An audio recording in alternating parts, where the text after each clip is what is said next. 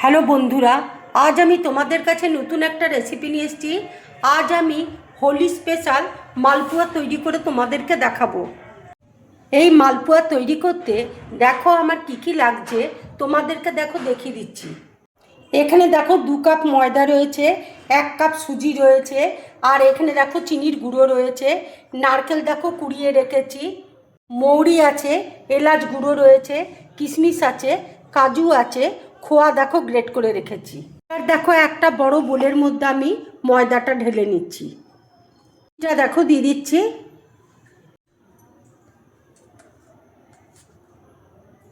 Half চামচ দেখো baking soda আমি দিয়ে দিচ্ছি।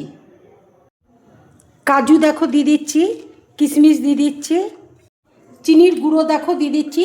যে যেমন মিষ্টি খাও সেই হিসাবে চিনিটা দেবে।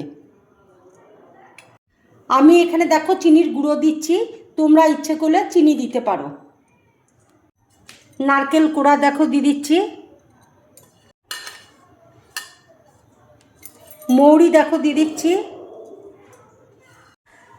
খোয়া দেখো দিয়ে দিচ্ছি, এলাচ গুঁড়ো দেখো দিয়ে দিচ্ছি। আমি দেখো এখানে কলা দিইনি, তোমরা ইচ্ছে করলে একটা কলা দিতে পারো। এবার আমি সব একসাথে দেখো মিক্সড করে নিচ্ছি।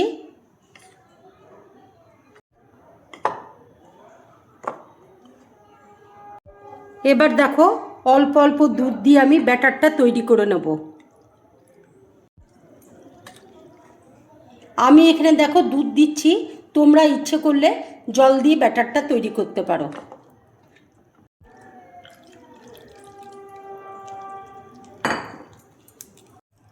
ব্যাটারটা দেখো তৈরি হয়ে গেছে। এবার আমি 10 মিনিটের জন্য ঢাকা দিয়ে রেখে দেবো। 10 মিনিট দেখো হয়ে গেছে। এবার আমি দেখো কড়াইয়ের মধ্যে তেল বসিয়েছি, তেল দেখো গরম হয়ে গেছে। এবার আমি 1 হাতা করে তেলের মধ্যে ছেড়ে দেবো।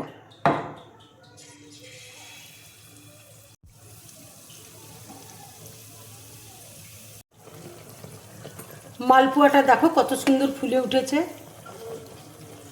ভাজা দেখো হয়ে গেছে। এবার আমি তুলে নিচ্ছি।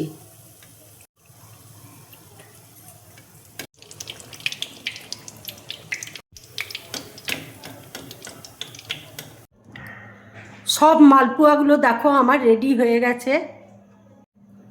হোলিতে তোমরা এইভাবে মালপোয়া বানিয়ে বাড়িতে খাবে, বাড়িতে গেস্ট এলে তাদেরকেও খাওয়াবে। যদি আমার এই রেসিপিটা তোমাদের ভালো লাগে তাহলে লাইক করবে, শেয়ার করবে, আর ডিম ব্লগ চ্যানেলটাকে সাবস্ক্রাইব করবে। তোমরা বেশি করে কমেন্টস করবে, তাহলে আমার খুব ভালো লাগবে। নমস্কার।